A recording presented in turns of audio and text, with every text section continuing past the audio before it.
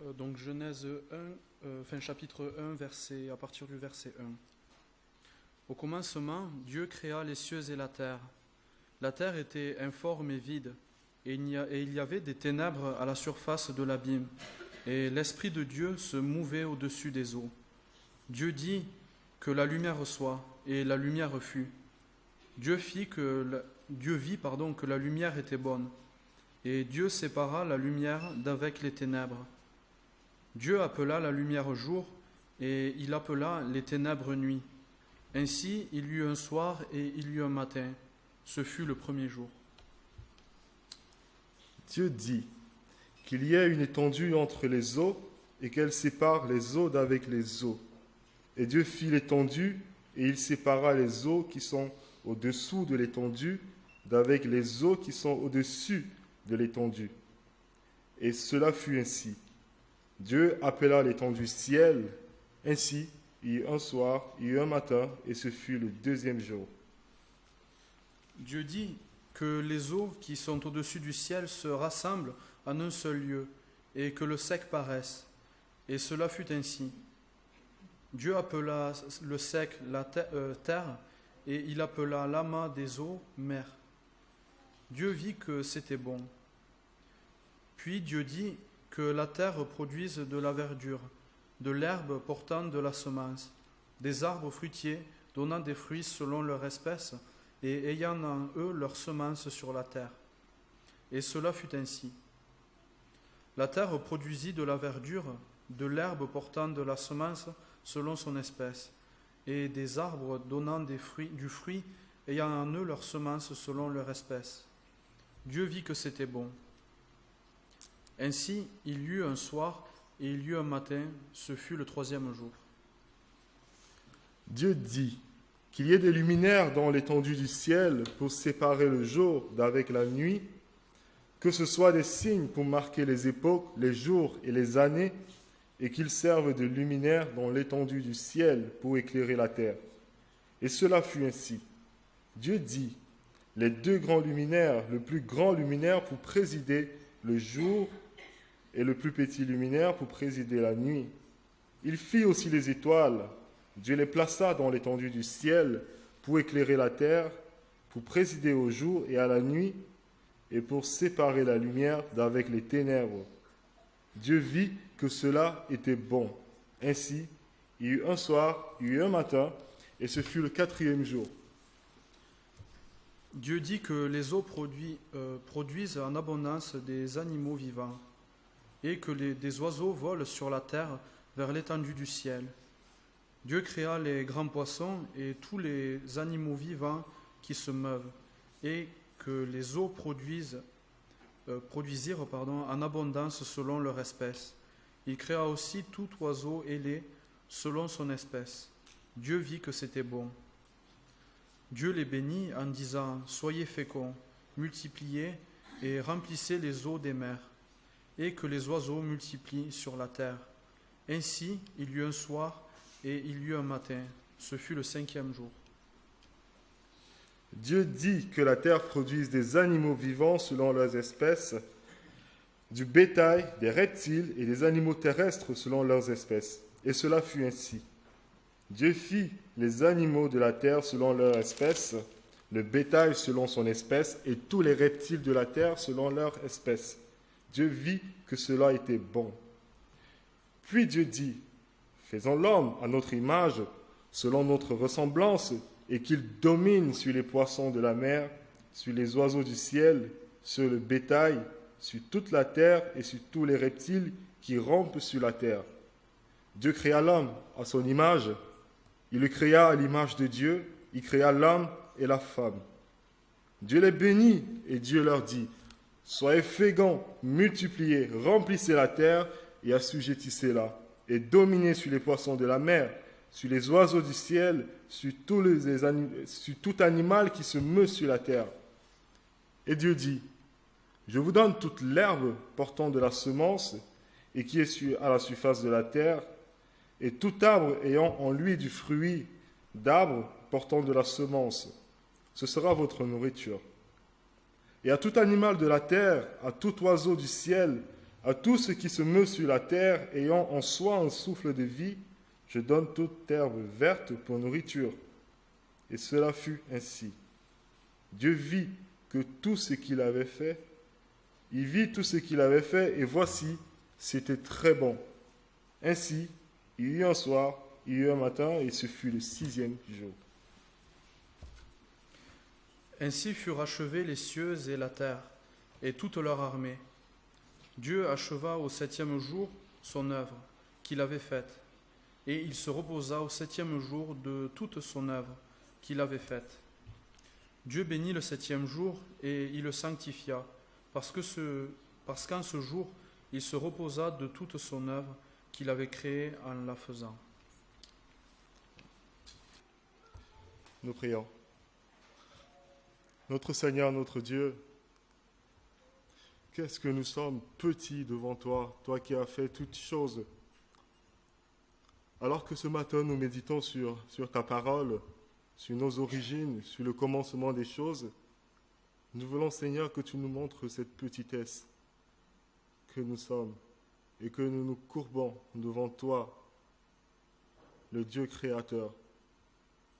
Mais fais-nous voir autre chose que seulement le Dieu créateur. Nous voulons voir qui tu es réellement, ton amour pour nous, Seigneur. Que nos yeux soient fixés sur la croix de Jésus. Aide-nous à apprendre de toi ce matin. Et que tout ce que je dirai ce matin, Seigneur, soit vraiment pour ta gloire. Dépeins à nos yeux le Christ, mort et ressuscité. Et que cela nous fortifie dans notre foi. Cette foi en Jésus qui n'est pas vaine. Que la gloire te revienne, Père. Merci d'être avec nous ce matin. Amen. Permettez-moi aussi de vous souhaiter la bienvenue.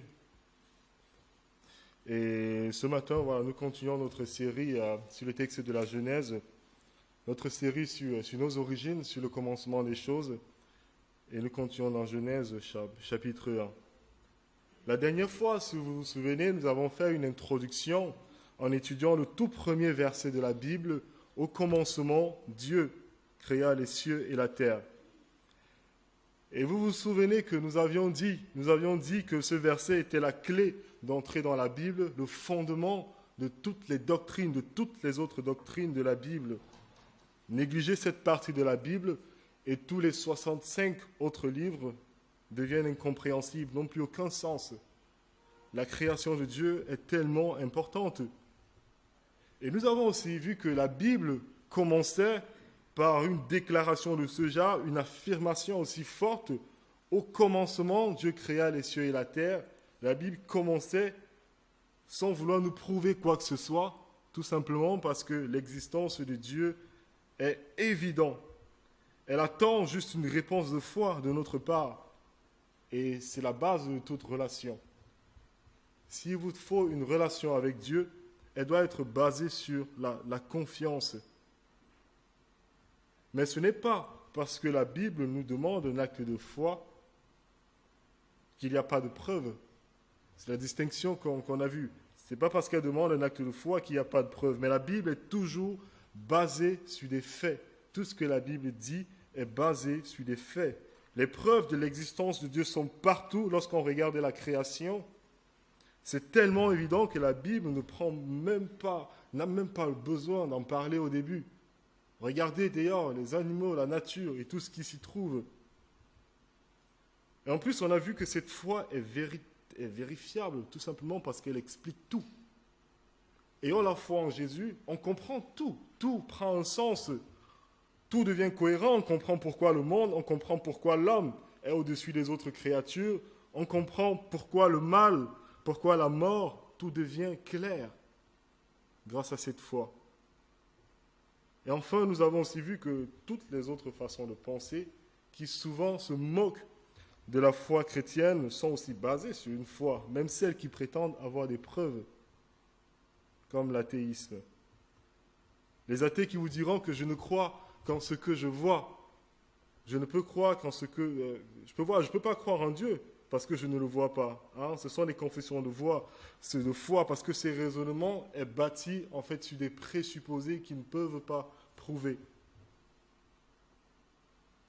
Et même les athées que nous avons vus aussi, qui affirment que je ne crois que ce que je vois, croient au hasard qu'ils ne peuvent pas voir.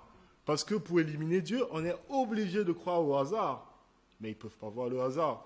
D'accord ? C'est ce qu'on a vu la dernière fois. Donc, c'est toutes ces autres visions du monde qui semblent discréditer la foi chrétienne, en fait, sont basées simplement sur des foi. Donc, n'ayez pas honte d'avoir la foi en Dieu. Parce que c'est la seule qui est vérifiable et prouvable. Mais voilà, ce matin, nous continuons donc notre série et je vous propose de méditer ensemble sur les jours de la création. Peut-être ces choses semblent un peu intellectuelles pour vous. À votre goût, c'est beaucoup trop pensant. Vous n'avez peut-être pas besoin de ça. Je suis conscient et ce n'est pas évident. Mais quand on réfléchit au pourquoi en fait du récit de la création, pourquoi est-ce que Dieu a inspiré ces choses, on se rend compte que ce récit de la création a été inspiré par Dieu à Moïse afin de protéger le peuple d'Israël contre toutes les fausses conceptions qu'il y avait dans les autres peuples, dans les autres nations, les fausses conceptions sur les origines et les fausses conceptions sur Dieu.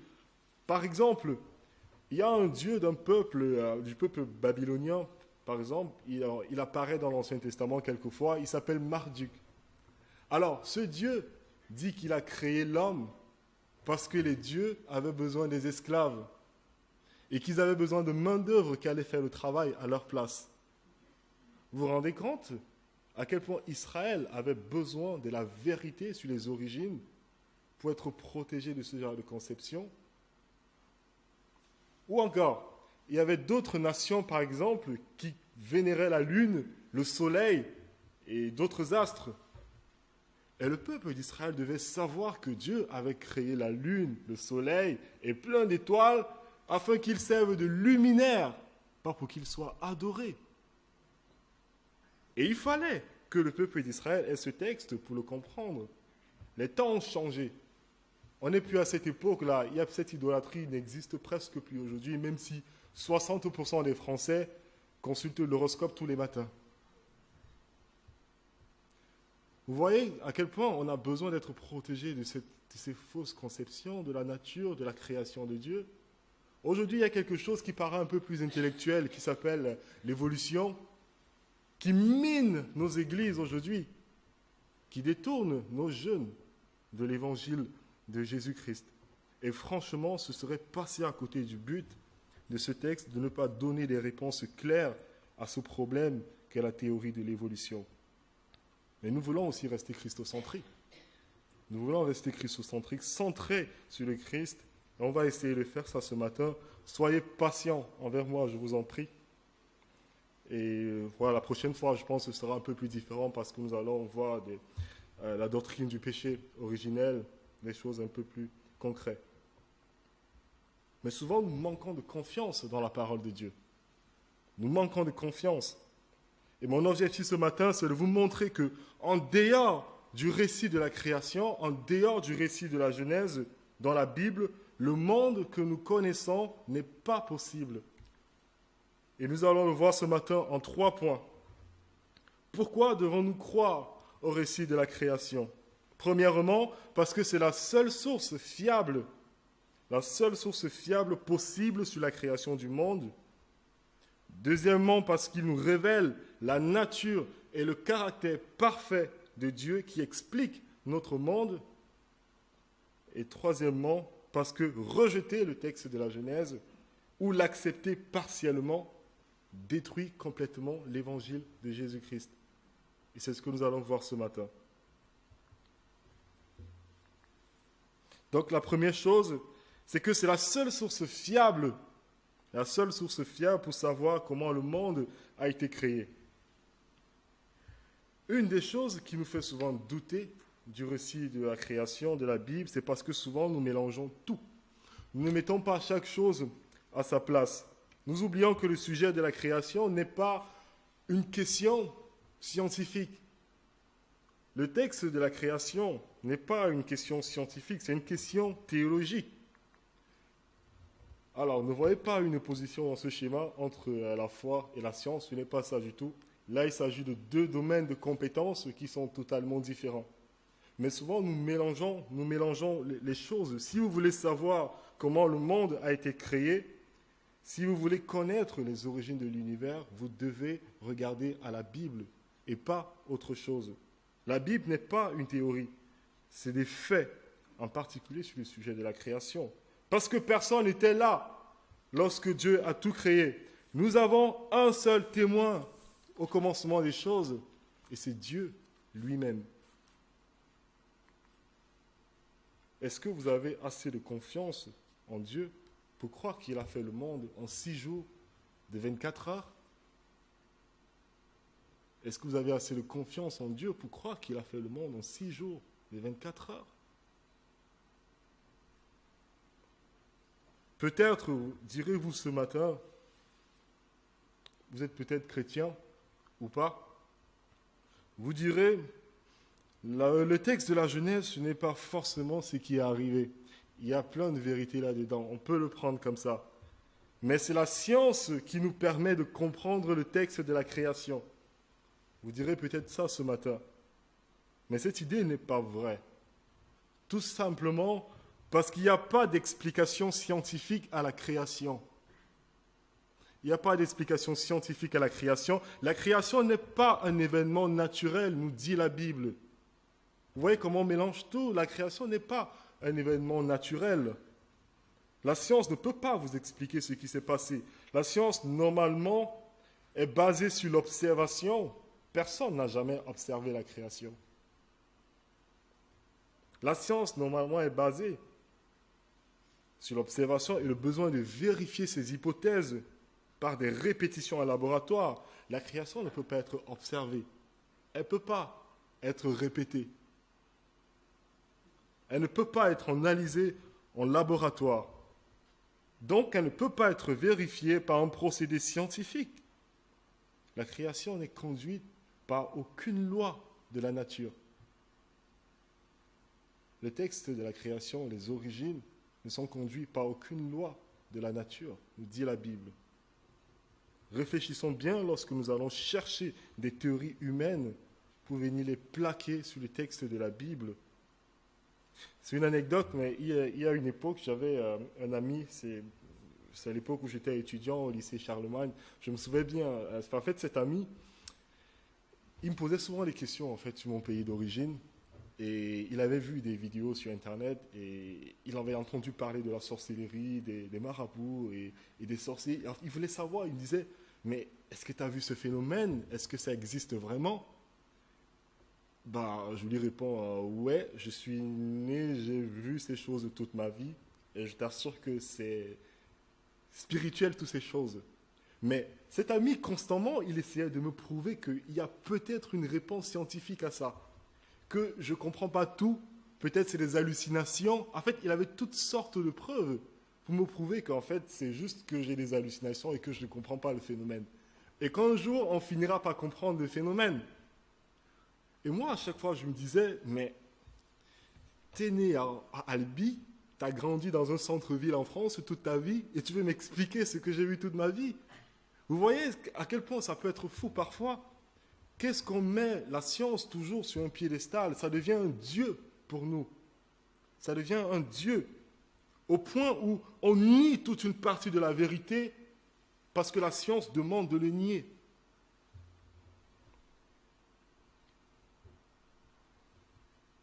Mais souvent, nous le faisons parce qu'on n'a pas compris ce que c'est que la science. On veut tout rapporter à la science. J'aime beaucoup la science, je lis pas mal d'articles scientifiques.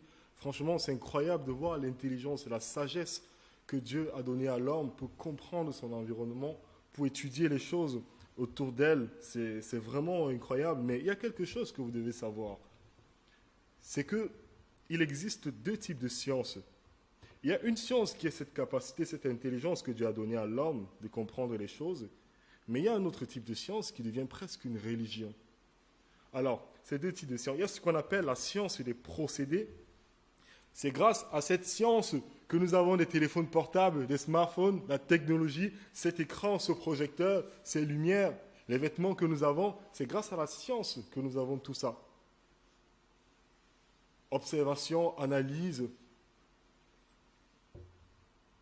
C'est grâce à la science que nous savons plein de choses sur les animaux, que nous savons plein de choses sur le corps humain, que nous avons des médicaments. C'est grâce à la science, toutes ces choses, la science des procédés. Mais il existe une autre sorte de science. Et en tant que chrétien, on doit apprendre à faire la distinction entre les deux. L'autre type de science, c'est ce qu'on appelle la science historique. Là, ça devient autre chose. Il ne s'agit plus de procédés, mais il s'agit de déduction de ce qui s'est passé à partir de ce qu'on sait dans l'avenir. C'est une sorte de voyance, mais dans le passé. Il n'y a plus de répétition du passé. Il n'y a pas d'expérimentation de ce qui s'est passé dans le passé. C'est pourquoi les résultats sont souvent appelés des théories, des spéculations, qui sont influencées par d'autres manières de penser, par d'autres présupposés, qui ne sont pas scientifiques, bien sûr, et qui ne sont pas vérifiables. Alors, imaginez un chasseur, vous allez à la montagne, vous rencontrez un chasseur, et son chien de chasse a 3 pattes et demie. Il y a une patte qui a été amputée. Et vous, vous êtes scientifique, vous allez vous observer le petit chien, vous regardez, qu'est-ce qui a bien pu se passer, pourquoi il se retrouve comme ça? Et là, vous essayez d'imaginer plein de scénarios, vous regardez, là, vous examinez la patte, et vous voyez que la patte, en fait, sur la patte, il y a des griffes. Vous dites, première hypothèse, sûrement il a été attaqué par d'autres chiens qui lui ont mordu la patte, ça n'a pas pu être soigné, on a dû lui amputer la patte. Vous voyez, vous faites des déductions en fonction de vos observations et c'est influencé par beaucoup d'autres choses dont vous ne pouvez même pas maîtriser. Mais sauf que ce chien, c'est pas arrivé, des choses ne sont pas arrivées comme ça. Il a eu un abcès à la patte, ça a été négligé par son ancien maître, puis il a été abandonné. Quelqu'un d'autre a acquis ce chien parce qu'il le voyait errant dans la rue. Il l'a emmené chez un vétérinaire. On a vu qu'on ne pouvait plus rien faire pour sa patte et elle a été amputée. Vous voyez la distance qu'il y a avec la vérité. C'est la distinction qu'on doit faire entre les deux types de sciences. Il y a une science des procédés et une science historique. Et tout ce que nous savons, tout ce que la science nous dit, tout ce que vous apprenez à l'école sur les origines, sortent de cette façon de penser. Des déductions, des théories qui ne sont pas prouvables. Mais la Bible nous dit, le phénomène de création de Dieu, ce ne sont pas les événements naturels. Alors, utilisez des procédés naturels qu'on sait de la création aujourd'hui pour nous dire comment le monde a été fait, ce n'est juste pas possible. La Bible est la seule source fiable pour nous dire comment le monde a été créé. Et lorsque Dieu nous dira « J'ai fait le monde en 6 jours », ça fait un peu plus de 6000 ans, vous allez trouver ça absurde. Vous allez trouver ça absurde et idiot. Faisons très attention de ne pas tout mettre dans le même panier et de devenir des scientistes, des gens qui croient en la toute-puissance de la science. Ça devient un Dieu dans de l'idolâtrie pour nous.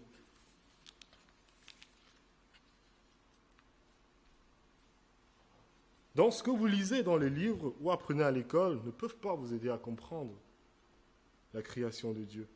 Parce que cela ne relève pas de la compétence humaine. C'est une série de miracles qui ne sont pas des événements naturels. C'est Dieu lui-même qui a l'œuvre là. Alors, imaginez, vous vivez à Jérusalem à l'époque où Jésus a ressuscité Lazare d'entre les morts. Et vous rencontrez Lazare. Salut, monsieur Lazare. Ravi de te rencontrer. Vous touchez les mains de Lazare. Monsieur Lazare, vous étiez mort, c'est ça? Oui, j'étais mort. Et maintenant, vous êtes en vie, c'est ça? Oui, je suis en vie. Est-ce que vous me permettez, puis-je prendre un moment pour faire quelques observations pour vous, sur vous, vous suivre, analyser quelque chose pour voir comment est-ce que vous êtes revenu d'entre les morts? Pas de souci. Vous avez le feu vert. Eh bien, vous vous mettez à suivre monsieur Lazare. Vous le suivez. pour voir comment il marche, comment il parle, comment il mange, comment il se gratte la tête. Vous observez Lazare, vous ne le lâchez pas une seule seconde.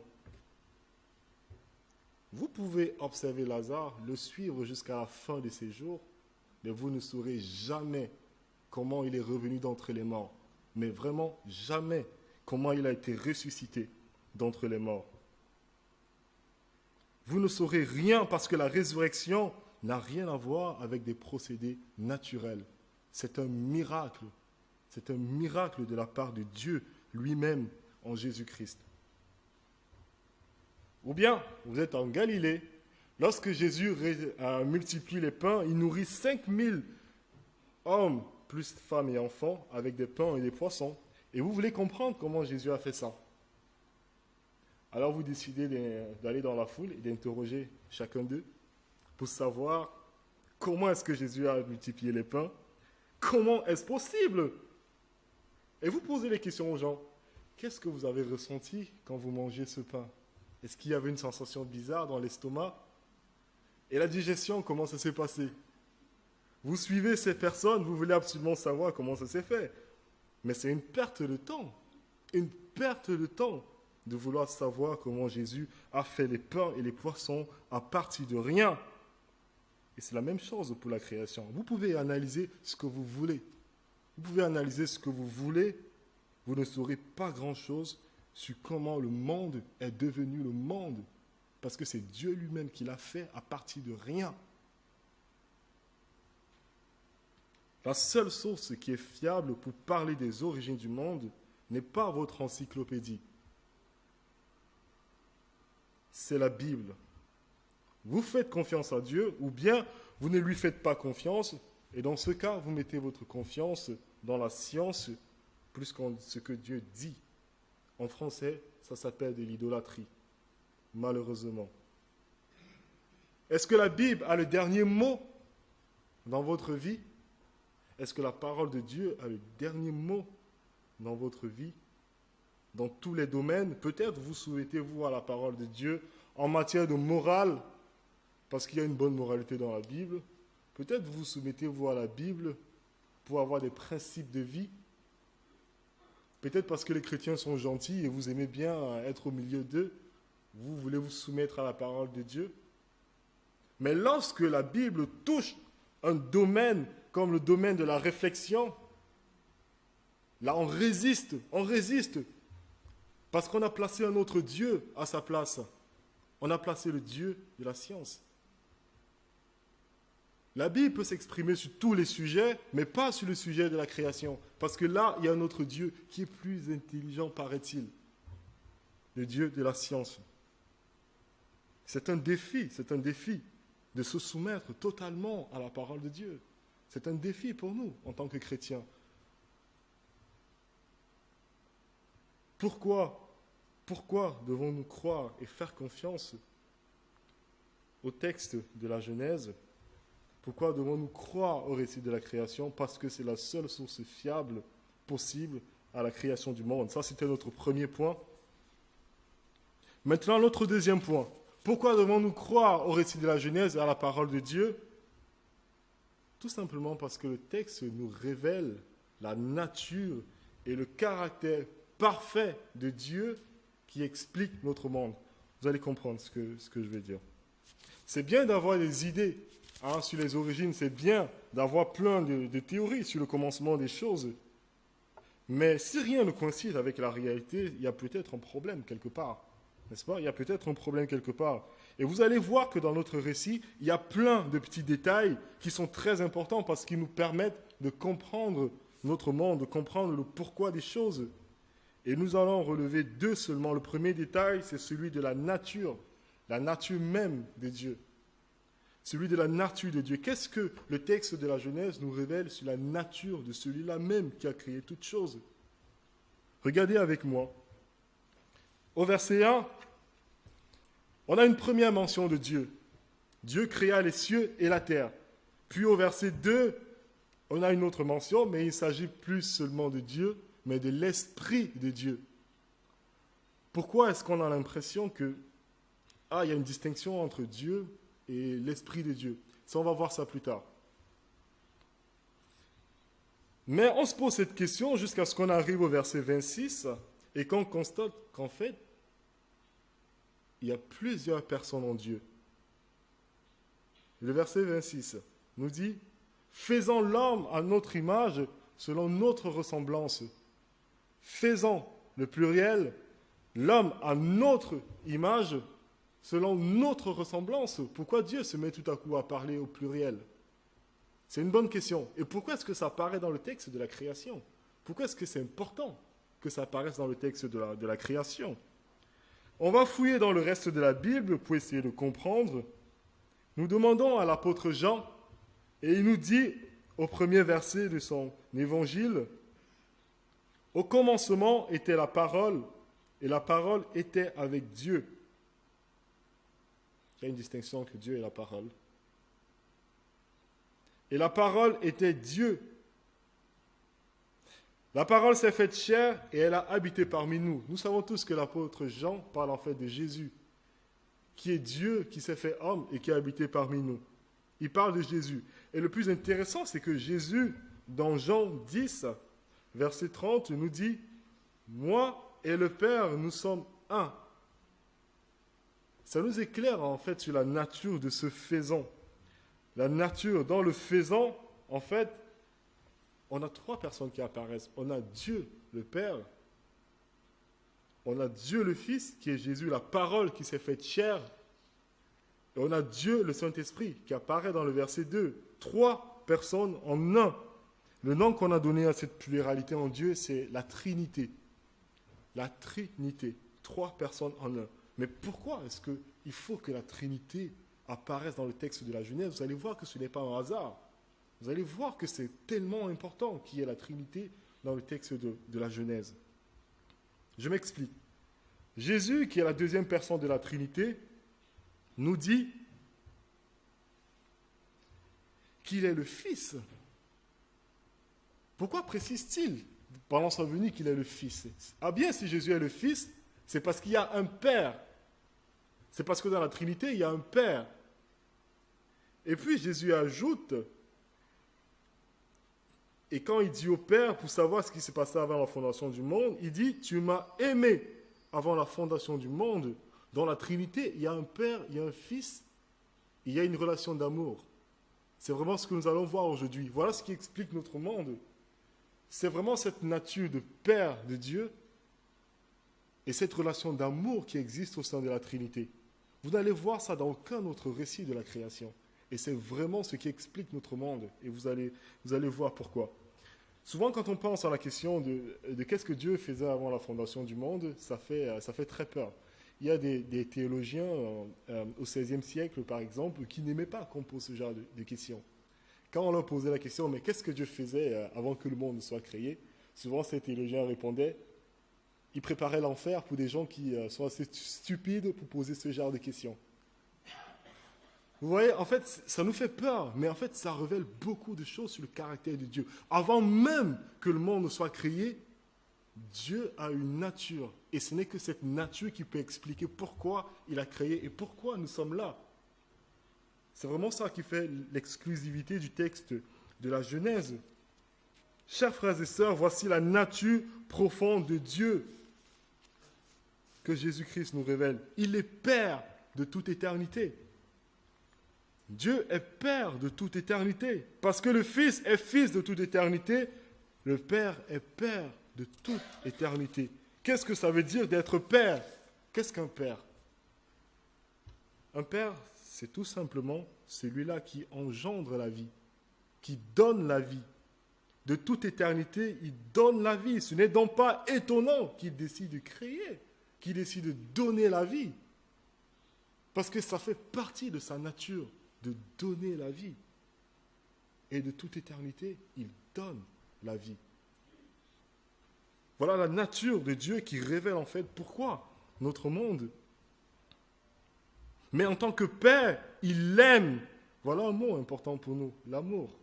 L'amour de Dieu. Sa nature profonde, c'est d'aimer. Pour parler d'amour, il faut minimum 2 personnes. N'est-ce pas? Pour parler d'amour, il faut minimum 2 personnes. Voilà pourquoi le Dieu de la Bible est trinitaire. Si le Dieu de la Bible n'est pas trinitaire, l'amour n'a pas de sens. L'amour n'a plus de sens. Cet amour au sein de la Trinité déborde, crée l'âme. Faisons l'homme à notre image. Faisons l'homme à notre image. Faisons-lui dominer sur la création. Le principe même de l'amour, c'est de donner. De donner. Vous vous rendez compte, nous sommes le produit de l'amour du Dieu trinitaire. Nous sommes le produit de l'amour de Dieu. Vous n'êtes pas un hasard, un assemblage d'atomes les uns sur les autres. Vous êtes le produit de l'amour de Dieu. Et si on a été fait par un Dieu d'amour, on comprend pourquoi l'amour est si important pour nous. Regardez à la télévision, dans toutes les séries, dans tous les films, dans toutes les sources, dans tous les discours politiques. Dans tous les discours politiques, l'amour, c'est complètement inhumain de vivre sans amour. Mais parce que c'est la nature même du Dieu qui nous a fait, parce qu'il est trinitaire, il peut être amour. Voilà pourquoi la Trinité apparaît dans le texte de la Genèse. Toute la Bible, du début jusqu'à la fin, nous raconte cet amour du Dieu trinitaire qui vient sauver les hommes de leurs péchés. D'ailleurs, à chaque fois dans la Bible qu'il y a une déclaration publique de l'amour de Dieu, on voit les 3 personnes de la Trinité qui apparaissent. Vous vous souvenez, pendant le baptême de Jésus, qu'est-ce qui est arrivé? Jésus se fait baptiser par Jean. Et tout à coup, on entend une voix dans le ciel. Celui-ci est mon fils bien-aimé. Une déclaration publique de l'amour de Dieu. Le Fils est là, le Père qui parle et l'Esprit qui descend sous forme d'une colombe. Les 3 personnes de la Trinité présentes quand Dieu fait une déclaration d'amour. Et la création aussi, c'est une déclaration d'amour de ce Dieu-là qui donne la vie. Les 3 personnes de la Trinité sont présentes. Le Père qui crée, il crée par la parole, le Fils et le Saint-Esprit qui se mouvent au-dessus des eaux. Une déclaration publique encore de l'amour de Dieu. Vous êtes le produit de l'amour de Dieu. Vous n'êtes pas le fruit du hasard. Mais l'amour de ce Dieu trinitaire, c'est aussi de sauver les pécheurs. De sauver les pécheurs. Ce Dieu, par amour pour ses ennemis, est allé jusqu'à donner sa vie sur une croix. Jésus-Christ, deuxième personne de la Trinité, s'est humilié prenant une forme d'homme alors qu'il est Dieu. Oh, quelle humiliation! Quelle humiliation! Il a accepté de se faire cracher dessus, insulter. Il a été battu. Il a été battu. Et enfin cloué sur cette croix pour porter sur lui la mort que nous méritions du fait que chacun de nous s'est détourné de Dieu. Et par cette mort, par sa résurrection, il nous accorde le pardon de nos péchés et la réconciliation avec le Père, celui-là qui nous a fait, qui nous a engendrés. L'amour du Dieu trinitaire. Ne connaissez-vous peut-être pas le message de la Bible? Le message de la Bible, ce n'est pas une moralité. Le message de la Bible, ce n'est pas d'abord une moralité. C'est tout simplement l'histoire de l'amour de Dieu à travers Jésus-Christ, la deuxième personne de la Trinité, qui donne sa vie pour sauver celle de ses ennemis. Quel plus grand amour que de donner sa vie pour sauver celui de ses ennemis. La nature du Dieu de la Bible, un Dieu d'amour. Vous pouvez recevoir le pardon de Dieu si vous acceptez ce Jésus dans votre vie comme celui-là seul qui peut vous réconcilier avec le Père, dont la nature profonde, encore une fois, c'est d'aimer. Pour le Coran, c'est grave d'affirmer que Dieu s'est humilié. Mentionnez pas ça devant un musulman. Et c'est même un blasphème de dire que Jésus est mort sur une croix. Même de considérer qu'un prophète est mort sur une croix, c'est un blasphème, c'est grave. Ce n'est pas étonnant, on peut se poser la question de savoir si Allah sait ce que c'est que l'amour. Il n'est pas un Dieu trinitaire. Avant la création du monde, il a toujours été seul, paraît-il. C'est un Dieu seul, on ne sait pas ce qu'il faisait ni pourquoi il a créé. Pourquoi il serait capable d'engendrer tout à coup? Il a toujours été seul. Et le Coran veut juste, apparemment, que ses fidèles respectent les 5 piliers de l'islam. Et peut-être, je dis bien peut-être, vous aurez le droit d'entrer dans un paradis où lui-même il ne sera même pas. Où lui-même il ne sera même pas. Rien à voir avec le Dieu trinitaire de la Bible. Sans le Dieu trinitaire, le monde n'est pas possible. L'amour n'a plus aucun sens. N'a plus aucun sens. Parce que le Dieu trinitaire est d'abord un Dieu relationnel. Un Dieu d'amour. L'évolution non plus ne peut pas vous expliquer ce que c'est que l'amour. J'ai essayé, je ne trouve pas d'explication. Et je ne suis pas le seul. Même les athées très fervents confirment en fait qu'il n'y a pas d'explication à ces choses parce que c'est des choses, des concepts abstraits. Peut-être l'amour, c'est des réactions chimiques. Je ne sais pas. Comment expliquer qu'une mère donne sa vie pour sauver celle de son enfant? Bon, après ça, c'était avant, parce que maintenant, c'est que les conséquences de l'athéisme, c'est des millions et des millions d'avortements chaque jour sur la planète, parce que la vie n'a plus aucun sens. C'est chacun pour soi. Le bouddhisme, à la mode d'aujourd'hui, ne pourra pas vous expliquer ce que c'est que l'amour. Déjà, le plus grand défi, c'est de tuer, c'est de se détacher du désir. Se détacher du désir pour atteindre le nirvana. Donc, tuer l'amour. Parce que ça rend prisonnier. Vous croyez toujours que le texte de la Genèse est facultatif pour comprendre nos origines? Sans ce texte et la nature de Dieu, du Créateur qu'elle nous révèle, le monde devient complètement incompréhensible. Ça, c'était le premier détail de notre texte. L'amour de Dieu qui sauve, la nature de Dieu que l'on voit à travers le texte de la Genèse. Alors, un autre détail important, c'est celui de la perfection, le caractère parfait de la nature de Dieu, le soin que le Dieu trinitaire prend pour créer. Regardez avec moi au verset 2. Nous apprenons que la terre, lorsqu'elle a été créée à partir de rien, elle était informe, vide et dans les ténèbres. Et c'est ce que l'artiste Dieu va faire pendant les 6 jours de création.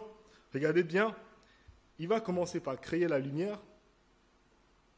Puis, après, il va donner une forme à la création et puis il va la remplir. Il va la remplir. C'est 3 choses. Et à chaque étape, on a ce mot qui apparaît, cette phrase, cette expression qui apparaît. Dieu vit que cela était bon. Dieu vit que cela était bon. Au verset 4, Dieu vit que la lumière était bonne. Au verset 12, Dieu vit que cela était bon. Verset 18, Dieu vit que cela était bon. Verset 21, Dieu vit que cela était bon. À chaque fois dans le texte de la création, ça apparaît. Verset 25, Dieu vit que cela était bon. Jusqu'à ce qu'on arrive au verset 31, après la création de l'homme, Dieu vit que cela était très bon. Ce n'est pas un détail, ça apparaît plusieurs fois dans le récit. Que devons-nous comprendre à travers cela? Eh bien, la création de Dieu était parfaite lorsque Dieu l'a fait. Il n'y avait pas de mort, pas de méchanceté, pas de péché en l'homme, pas de maladie. Tout était parfait. Mais pourquoi c'est si important, en fait, que Dieu le mentionne? Pourquoi c'est si important que Dieu le mentionne? Eh bien, si le monde était parfait lorsque Dieu l'a fait, alors ce sentiment de révolte que nous avons lorsque nous voyons l'injustice ou lorsque nous subissons l'injustice est totalement justifié. Alors que si le monde a toujours été comme il est aujourd'hui, il n'y a pas besoin de se plaindre, rien de nouveau sous le soleil. Si le monde a toujours été imparfait, il y a toujours eu la mort, il y a toujours eu de la méchanceté, pourquoi est-ce qu'on se plaint quand on nous arrache notre sac dans la rue? Ça a toujours été comme ça. Si le monde a été créé imparfait, on n'a pas besoin de se plaindre quand nos gouvernants se moquent de nous. On n'a pas besoin de se plaindre parce qu'il n'y a rien de nouveau sous le soleil. Mais les gens finissent malheureusement par accepter ça. J'ai eu beaucoup de personnes en conversation qui disaient souvent « Ah, le mal, c'est pas si grave que ça, c'est normal, pour qu'il y ait le bien, il faut qu'il y ait le mal. » On finit par s'accoutumer avec ça, jusqu'à ce que nous-mêmes on subisse de l'injustice et quelque chose de grave. Et là, on se retourne directement contre Dieu, n'est-ce pas? Pourquoi ce sentiment de révolte en nous quand nous voyons l'injustice? Écoutez bien ce que Chesterton, c'est un écrivain anglais du XXe siècle, écoutez ce qu'il dit à ce sujet. Il dit « C'est le signe le plus évident de l'homme créé à l'image de Dieu pour vivre en sa présence que l'homme, n'ayant jamais connu d'autre monde que ce monde-ci, l'appelle un monde étrange. » L'appelle un monde étrange. Pourquoi l'on sent tous que ce monde ne tourne pas rond? On sent tous qu'il y a un problème dans la création. On pense que tout devrait être mieux. On aspire tous à une justice parfaite. Mais pourtant, ceux qui sont censés établir la justice sont tous corrompus. Et nous-mêmes dans le lot.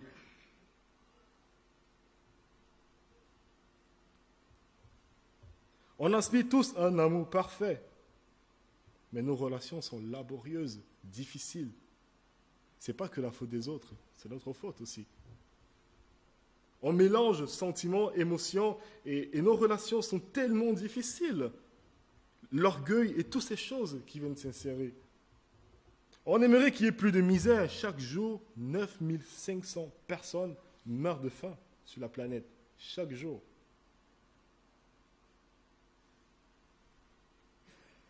On aimerait qu'il y ait plus de morts. 180 000 personnes chaque année, seulement dans les guerres que nous-mêmes nous provoquons, meurent sur la planète.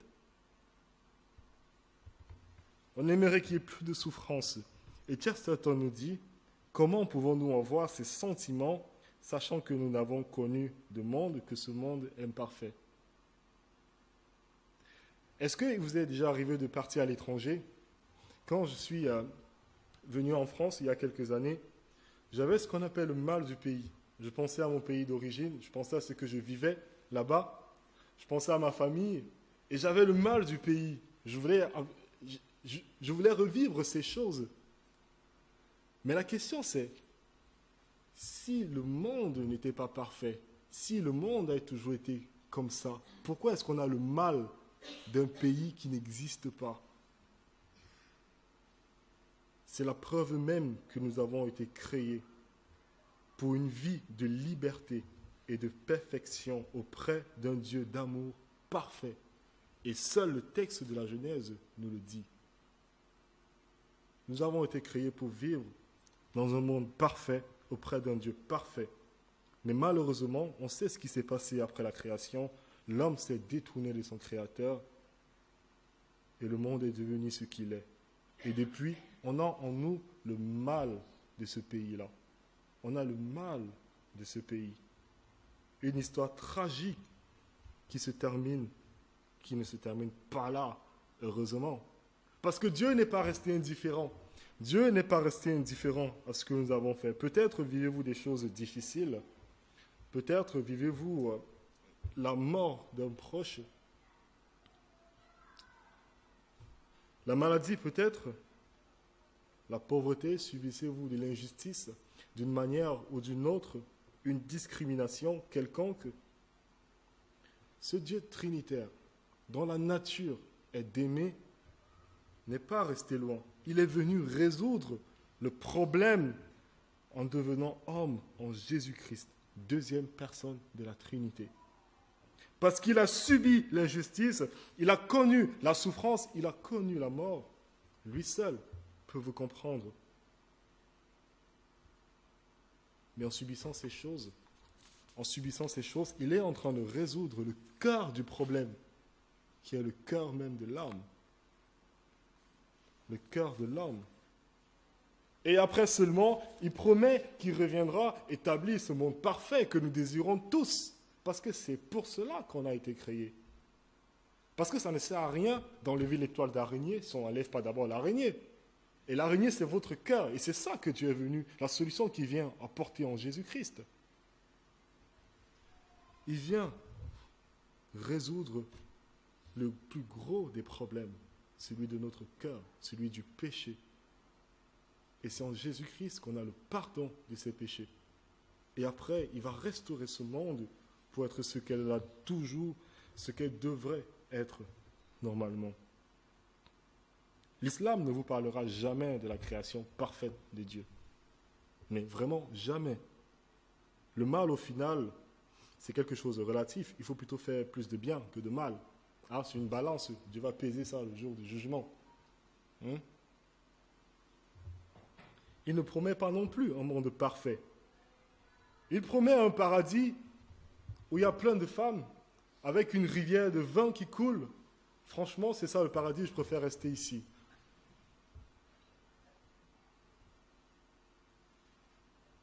L'évolution non plus ne parle pas d'un monde parfait.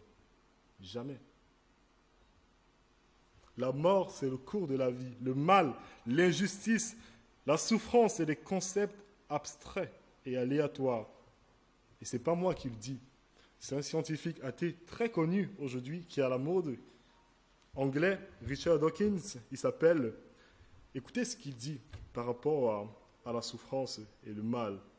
Il dit, dans un univers matériel, certains vont souffrir. D'autres auront de la chance. Il n'y aura ni rime, ni raison à cela, aucune justice. L'univers que nous observons a exactement les propriétés auxquelles on peut s'attendre s'il n'y a à l'origine ni plan, ni finalité, ni mal, ni bien, rien que de l'indifférence aveugle et sans pitié. En d'autres termes, arrêtez de vous plaindre du terrorisme. Ça fait partie de la vie. C'est les gens qui ont des choix différents. Ça fait mal, mais c'est la vie. Ah, c'est de la pure folie. C'est de la pure folie. Tout devient relatif avec cette manière de penser. Bien sûr, jusqu'à ce que ça nous arrive et qu'on se retourne contre Dieu. Mais ils sont cohérents avec eux-mêmes. S'il n'y a pas d'arbitre dans un match de football, c'est chacun pour soi. Vous imaginez un match de foot où chacun joue avec ses règles? Mais on ne peut pas se passer du récit de la création de la Bible. Ayons plus de confiance dans la parole de Dieu parce qu'elle est suffisante. Elle n'a peut-être pas l'apparence d'intelligence des théories humaines, mais elle est la sagesse de Dieu qui rend des vérités essentielles, simples et accessibles même aux petits-enfants. Ça, c'est la sagesse de Dieu. Depuis combien de siècles écrit-on des encyclopédies? Élabore-t-on des théories pour les discréditer après? En un chapitre de la Bible, on a tout ce qu'il faut savoir. Et c'est vérifiable lorsqu'on observe notre monde. Ça, c'est la sagesse de Dieu. Et nous pouvons croire parce qu'elle nous révèle la nature et le caractère de Dieu qui explique ce monde. Sans ces petits détails, le monde n'a plus de sens. Ça, c'était notre deuxième point. Nous pouvons croire au texte de la Genèse parce que la nature et le caractère parfait de Dieu nous révèlent notre monde. Maintenant, nous passons au dernier point. Pourquoi est-ce qu'il faut absolument croire au texte de la Bible, de la Genèse tel qu'il est, sans modifier quoi que ce soit? Parce que le rejeter ou l'accepter partiellement, ce texte de la Genèse détruit complètement l'évangile de Jésus-Christ. C'est vraiment important de le savoir. Parce que souvent, nous essayons d'avoir des concessions, de nous dire peut-être les jours, comme c'est mentionné dans la Genèse, ne sont pas forcément des jours de 24 heures, peut-être c'est 1000 ans. On essaie de trouver des concessions avec la science parce qu'on veut ménager le Dieu science. On essaie de trouver des parades. Mais c'est important de savoir que ça détruit complètement l'évangile de Jésus-Christ.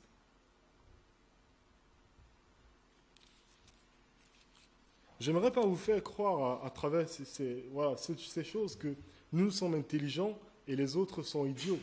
Mais il faut juste que nous comprenions les enjeux en fait, de la chose. C'est important que lorsque nous écoutons ces choses qui viennent de l'extérieur, que nous puissions nous accrocher et faire confiance à la parole de Dieu. Ce ne sont pas des fables. Ils font passer la parole de Dieu pour des fables.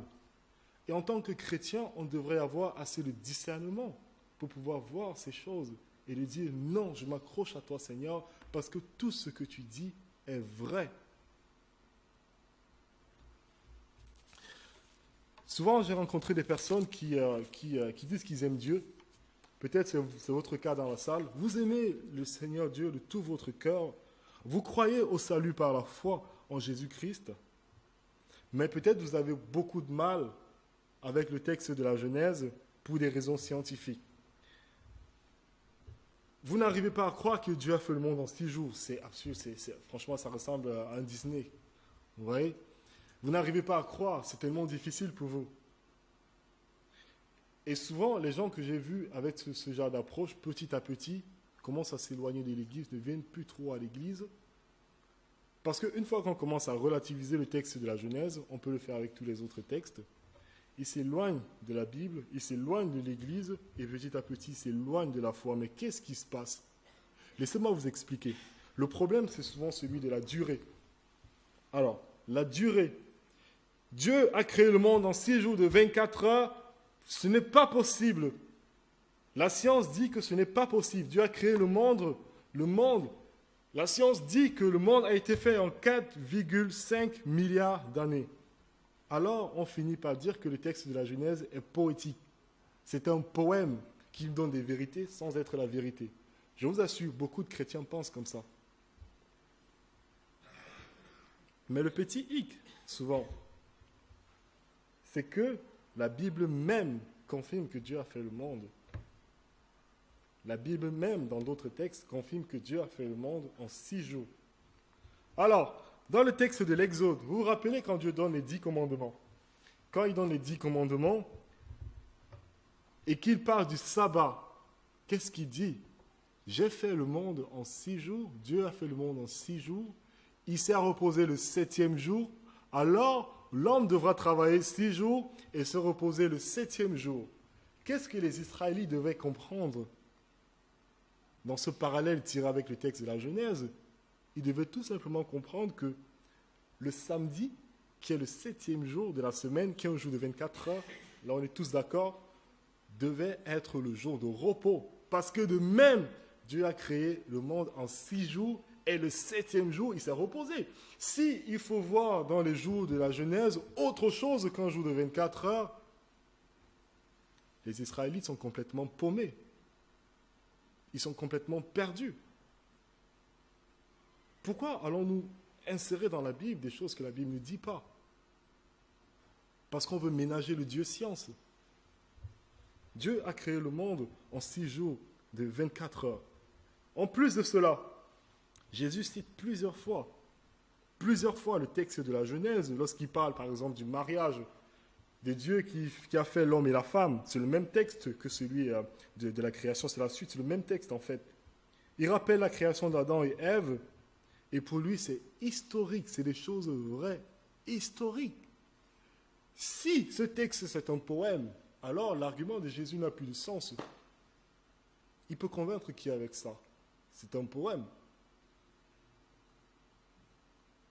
Mais c'est des choses vraies. Et on peut croire en ce que Jésus dit parce qu'il faisait partie, rappelez-vous, du faisant. L'homme à notre image, selon notre ressemblance. La deuxième personne de la Trinité. Refuser d'accepter que Dieu a fait le monde en 6 jours de 24 heures, c'est discréditer le livre de l'Exode, alors qu'il n'y a pas plus clair que les 10 commandements, je vous assure.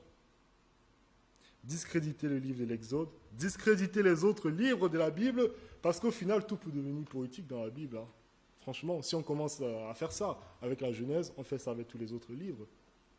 On ne croit plus Dieu sur parole.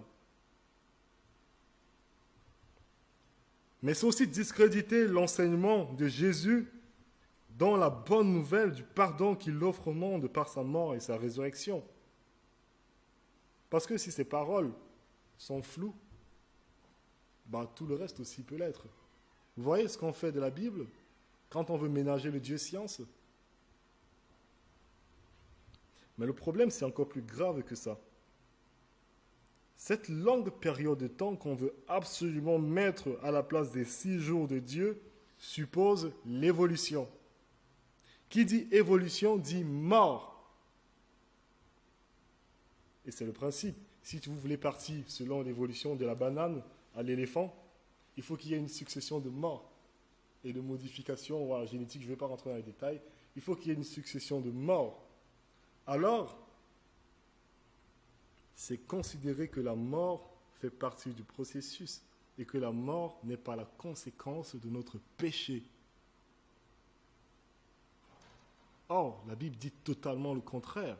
La mort est une conséquence du péché. D'ailleurs, c'est pourquoi Jésus vient porter cette mort sur cette croix, sur cette colline à Jérusalem, parce qu'il accepte de subir la peine que nous méritons du fait de notre péché. Nous pouvons avoir le pardon de nos péchés. En subissant la conséquence de notre péché, la mort, il nous donne le pardon. Si la mort est un processus naturel et pas la conséquence du péché de l'homme, comme affirme la parole de Dieu, Christ est mort en vain. Christ est mort en vain. C'est grave. Christ est mort en vain.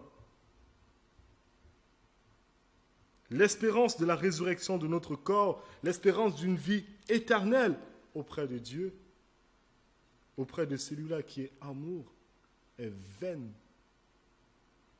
Parce que la mort fait partie du processus. Heureusement, ce n'est pas le cas. Ce n'est pas le cas. Nous savons encore plus qu'avant que la parole de Dieu est d'une véracité et d'une cohérence sans pareil dans son ensemble. Et nous savons que Christ, la deuxième personne de la Trinité d'amour, infiniment élevé au-dessus de nous, s'est roulé dans la boue. Il s'est roulé dans la boue par sa mort sur la croix pour nous sauver des conséquences de notre péché et nous donner la vie éternelle. Commencez à trouver des compromis dans le texte de la Genèse, vous bousillez toute la Bible. Excusez-moi du terme. La Bible n'a plus de sens en fait. L'évangile de Jésus-Christ ne vous sert plus à rien. Le pardon des péchés, pourquoi?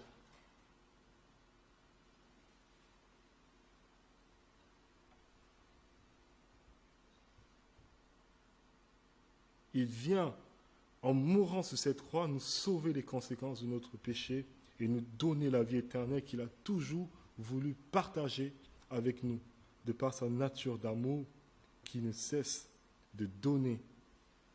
Il vient nous donner la vie parce que c'est sa nature d'amour de donner. Il donne la vie, il engendre, même après notre péché. Il continue à manifester cet amour en mourant sur cette croix. Et c'est tellement incroyable ce que Jésus fait que Paul, l'apôtre, lorsqu'il pense à ça, dit ceci. Je finis avec ce texte dans Romains 5, qui résume en fait tout le message de l'amour de Dieu. Il dit ceci. À peine mourrait-on pour un juste. Quelqu'un peut-être mourrait-il pour un homme de bien. Mais Dieu prouve son amour envers nous en ce que, lorsque nous étions encore pécheurs, Christ est mort pour nous. Vous voulez savoir quel est le message de la Bible et qui se voit depuis les textes de la Genèse? C'est l'histoire de l'amour de Dieu. L'amour de Dieu, encore une fois, qui arrive à son apogée en ce que Dieu lui-même vient se faire humilier par amour pour sauver ses créatures. L'amour du Dieu trinitaire qui nous a aimés en nous faisant, mais qui nous a encore aimés lorsque nous l'avons rejeté. Merci, notre Seigneur, notre Dieu, de ce que tu es grand. Père, nous te demandons pardon, parce que dans notre ignorance, dans notre orgueil, nous voulons toujours ménager nos dieux, nos petits dieux cachés, et faire des compromis dans ta parole. Merci de ce que ta parole est claire et suffisante pour nous éclairer dans tout ce que nous devons savoir. Merci de ce que Jésus-Christ, qui est Dieu, qui a toujours fait partie de cette trinité d'amour, encore une fois, a manifesté envers nous un grand amour en acceptant d'être dépouillé, d'être humilié devant ses serviteurs, devant ses propres créatures. Merci de ce que ce n'est pas cette humiliation que Dieu trouve sa gloire, parce que sa nature c'est d'aimer, quelles que soient les conditions. Merci de ce que c'est par cet amour, non seulement que nous vivons, mais c'est par cet amour que nous pouvons revivre du fait que nous étions morts par nos offenses.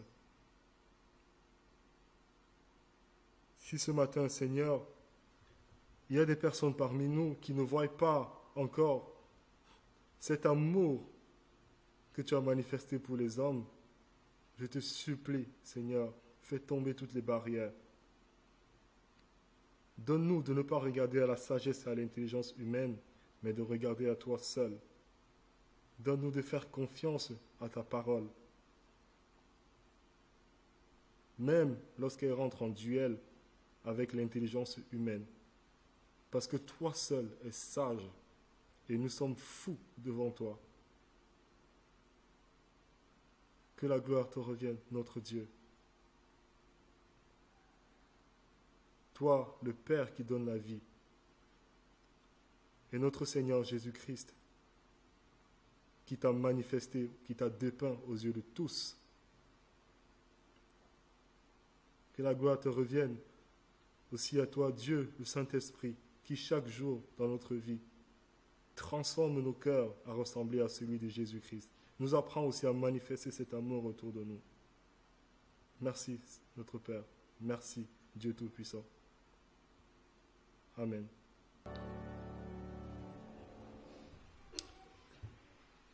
Que la grâce et la paix vous soient données de la part de Dieu le Père et de notre Seigneur Jésus-Christ, qui s'est donné lui-même pour nos péchés, afin de nous arracher du présent siècle mauvais selon la volonté de notre Dieu et Père, à qui soit la gloire au siècle des siècles. Amen. Bonne semaine à chacun de vous.